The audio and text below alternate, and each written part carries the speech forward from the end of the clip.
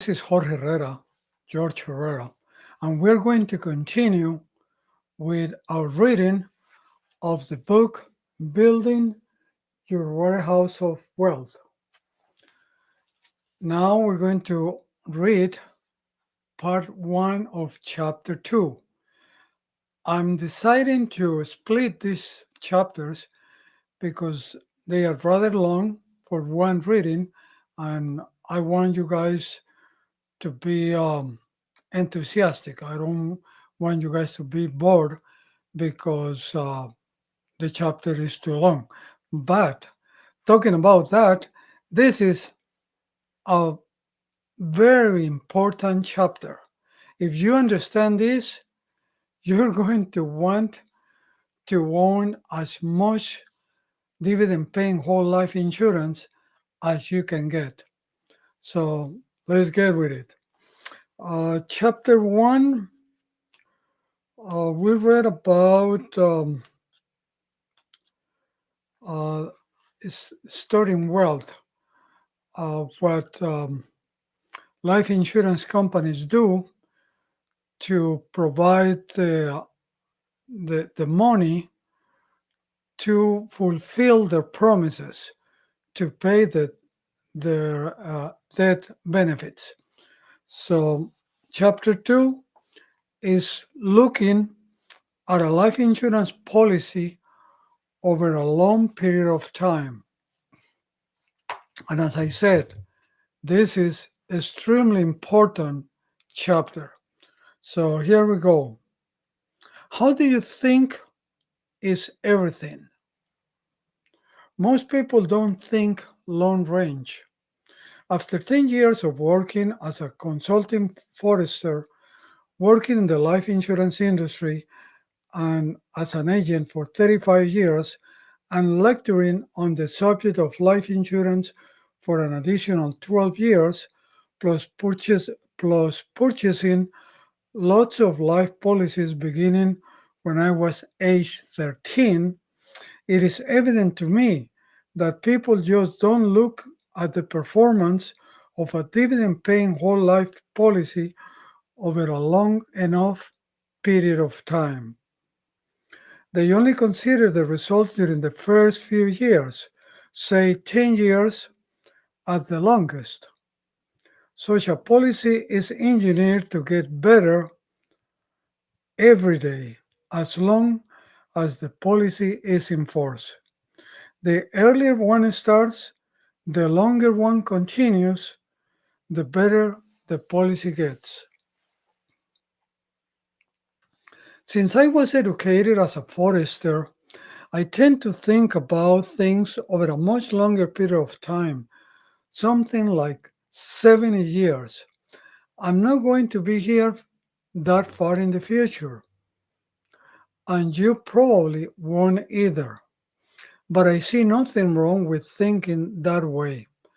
Plan as if you were going to live forever and live as if you were going to die today. It sounds like a good idea. Take a look at the results of the last 20 years of a policy I bought from State Farm Life in 1959 to adjust your own perspective. I bought this policy from my brother, a State Farm agent, while I was a forester in North Carolina. And this is the diagram. And as you can see, uh, it starts. You won't be able to see that small print, but it starts in 1990 and ends in 2010, and the scale goes from 0 to 5,000. From 0 to 5,000. So that can give you an idea of where these numbers are. And I'll read them to you. And it says as the title, History of State Farm number 18-812, issued September 1959, male, age 28, $388.40 is the annual premium. And anyway, I'll read this to you. At the time of this writing, the policy is 52 years old. That's about one fourth of the time that whole life insurance has been in existence. The bars on the graph represent the actual performance on a year to year basis.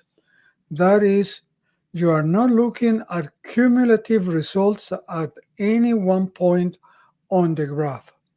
For instance, in 1990, I paid $388.40 premium. The guaranteed cash value increase that year was $500. The dividend that year was $2,000. The total increase in cash value was $2,500. The increases for each of the following years were added to the values of the preceding years. And as you can see, 1990 is the first bar. So you barely see the white part, which is the premium, $388.40. Then there is the guaranteed cash value that you can see it is a little taller than the annual premium, and at this point is $500. And then the dividend, you can barely see it, which is the darkest bar, and that's 2,000. And then the whole amount is between 2,400 to 2,500. And anyway, Nelson says it's 2,500. Now let's fast forward and look at the year 2005. Notice that the guaranteed cash value increased $800 and the dividend was $4,200, resulting in a $5,000 total increase that year. Of course, all I paid that year was $388.40. The $388.40 premium doesn't sound like much money to you, but a 28-year-old in 1959 who was making $10,000 per year was above the average bear. So that premium in proportion to my income was a pretty significant matter. I'll bet that my brother bragged to his peers for a couple of months about what he had sold me. Anyway,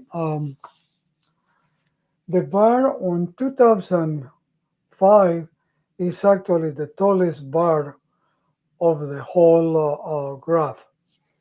So the $800 of the increased cash value is added to the dividend, $4,200, and that's why the whole production that year was $5,000.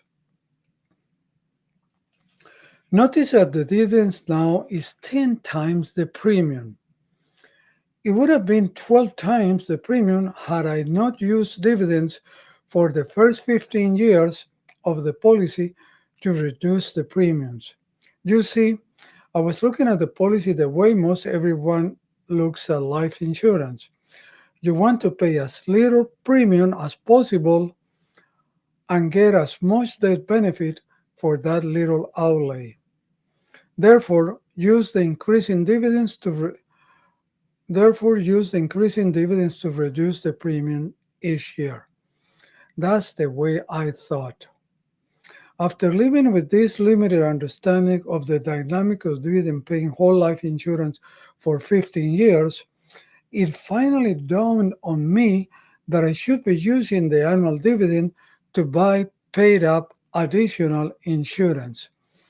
So I changed the dividend election to purchase paid up insurance at no cost from that year on. Someone should have told me to do that at the very beginning.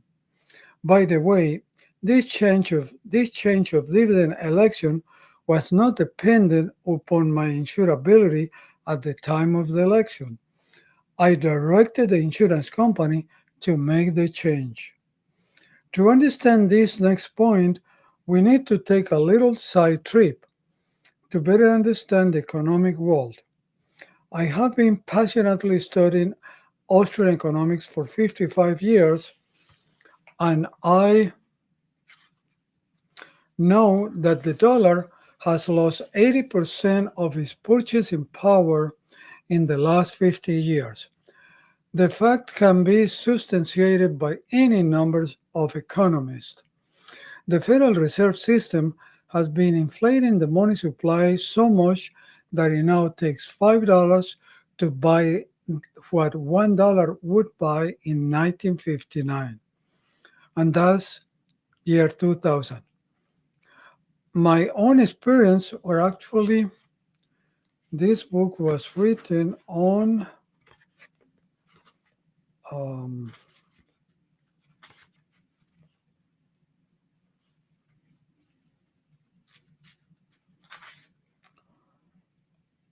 on 2012. So is the difference between 1960 and 2012. So that's about 50 years, yeah. My own experience confirms this. In 1953, I remember buying chicken breast at the commissary at March Air Force Base, California, for $1 per pound. Because of Mr. Greenspan and now Mr. Bernanke, inflating money supply, they have weakened the power of the dollar. Chicken breast should cost $5 per pound to be equal today. It does not. The real cost has gone down. Yet most folks think that the price has gone up because the numbers have increased. While in college in 1949, I worked in a produce store part time. Bananas cost 16 cents per pound. Because of inflation, bananas should sell for 80 cents per pound now. They don't. The highest prices I've seen are 69 cents. Bananas have gone down in cost. Just this week, I bought them for 44 cents at Costco. And that's true.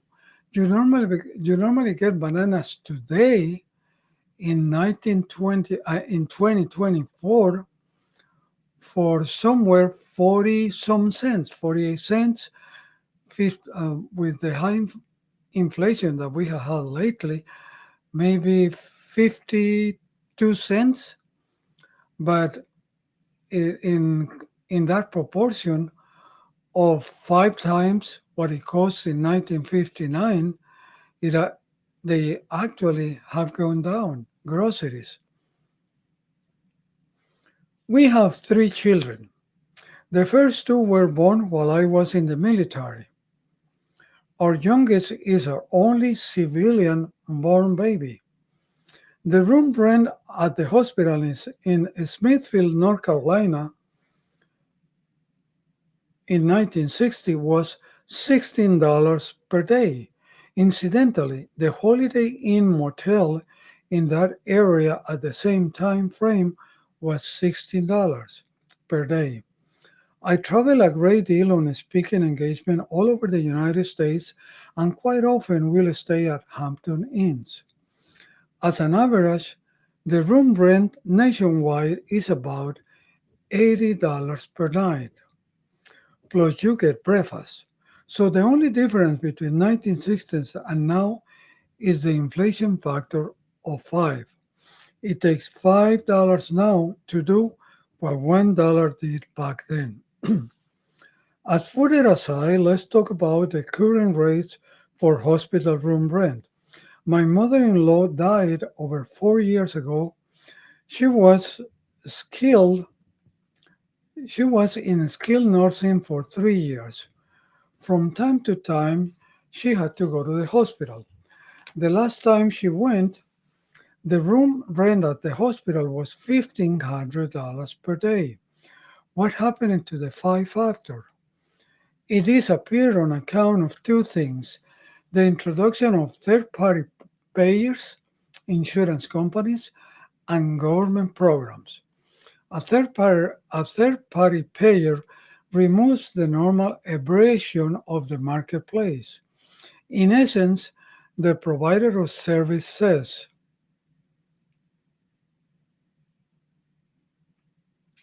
you don't need to worry yourself about the cost. The insurance company is paying to it, the insurance company is going to pay for it. They neglect to explain that what that does to premium cost.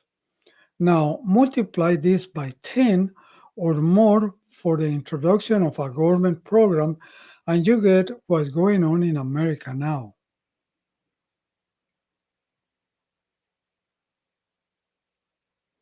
As a result, the cost of health, education, and welfare have all gone up significantly above the five factor, while the actual cost of everything else has gone down.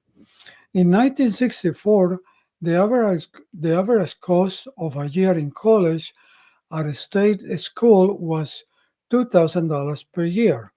Now it is 10 to 20 times as much.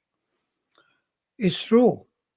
A state college right now is around um, the 20,000, 30,000 mark. The common denominator in this current situation is the fact people have abdicated their responsibility slash opportunity of building their own warehouse of health. Excuse me, of building their own warehouse of wealth, and have turned the function over to the bankers, and the bankers have made them slaves.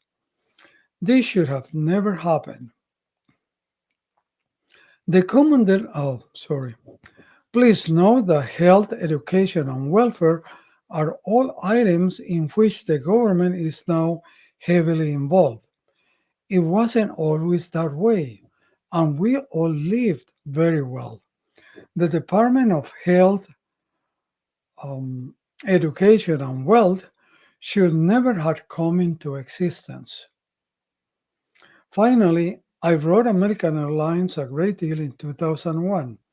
The flight magazine in the pouch in front of your seat was celebrating its 30th anniversary. There were several articles about then and now. Cost of many items were cited, and they all met the five factor perfectly. Assuming that you are convinced of the validity of the five factor, I can now tell you that the death benefit of this policy in 1959 was 20,000. The death benefit now is over 100,000. It has kept up with inflation perfectly. Have you ever heard anyone say that life insurance was a hedge against inflation? Not on your life. To the contrary, they say it is a victim of inflation. Yet, these folks don't know very much about how this type of life insurance actually works, but they are sharing their ignorance with those who will listen. Coupled with the fact that I have been putting in dollars each year that have been depreciating in value, the value of the dollar I paid this year is only 20% of the one I paid in 1959.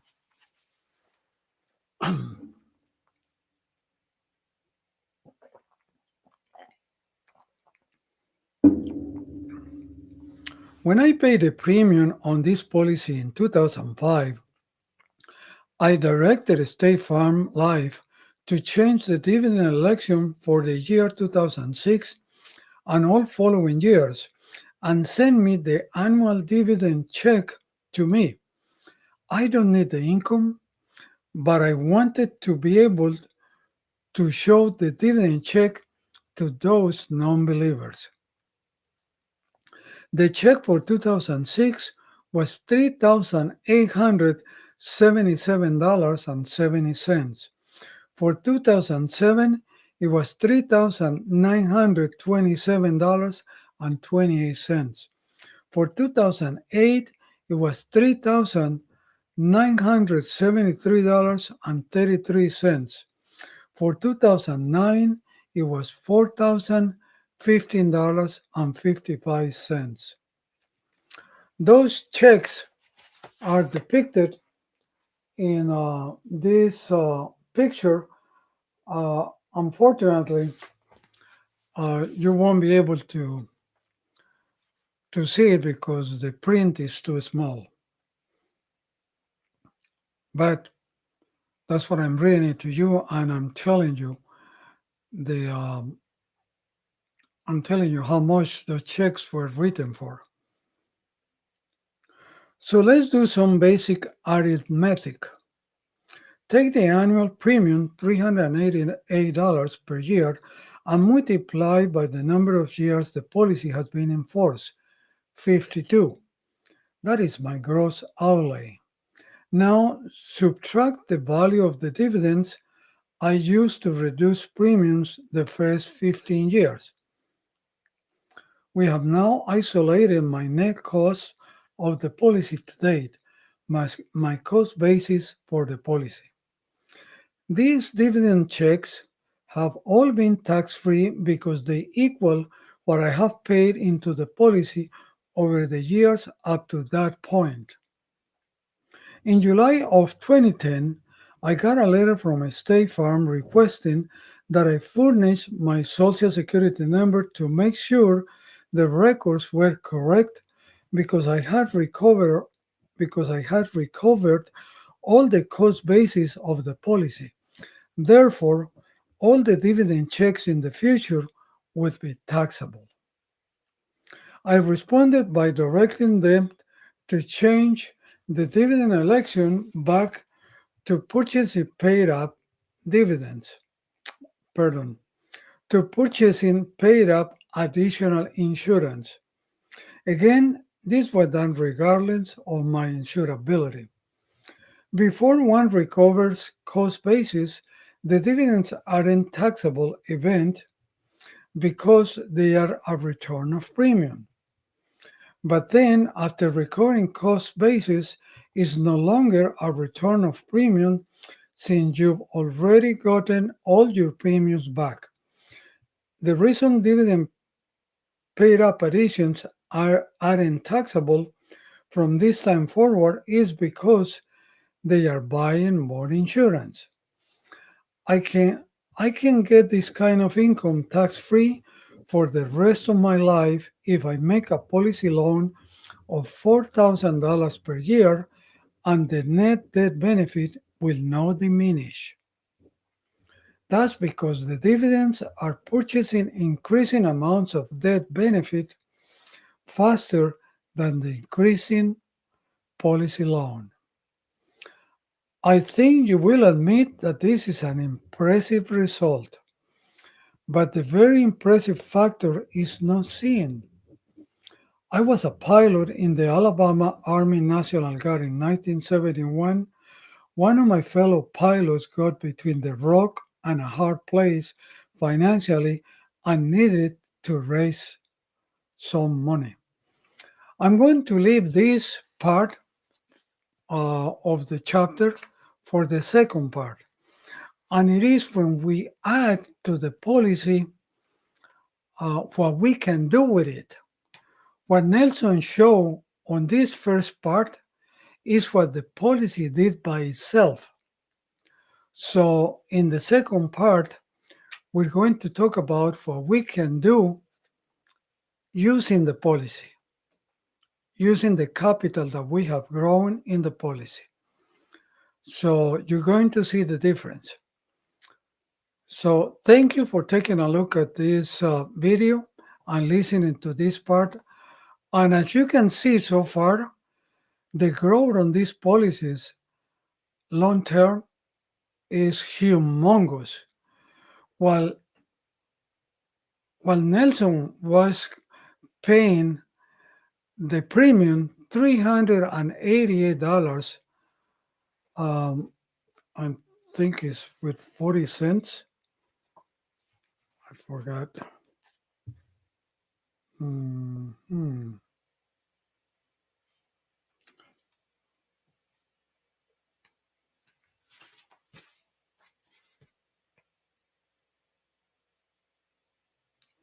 I lost it.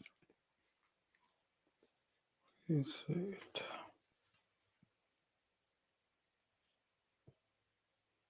Yeah, I was right. Well, he was paying $388.40.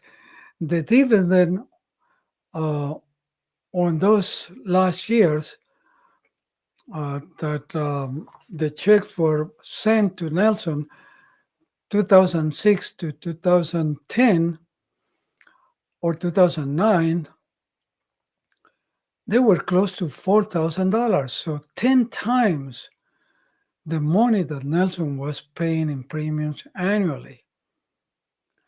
And that's just the dividends. There is also the interest that has to be added to that. So that's why in in year 2005, it went up to $5,000, the production of the policy. And then after that, it went down a little bit because the dividend was sent to Nelson. So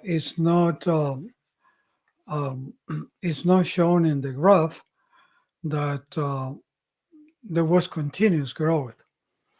Anyway, thank you. And I hope you understand the power of these policies when I looked at when they are looked long term. So when you get these policies and you use them for life, you get a lot of help. You want to contact me at jorgeeherrera.com or put your questions or comments under the videos and I will answer those for you. So thank you and I will see you next time.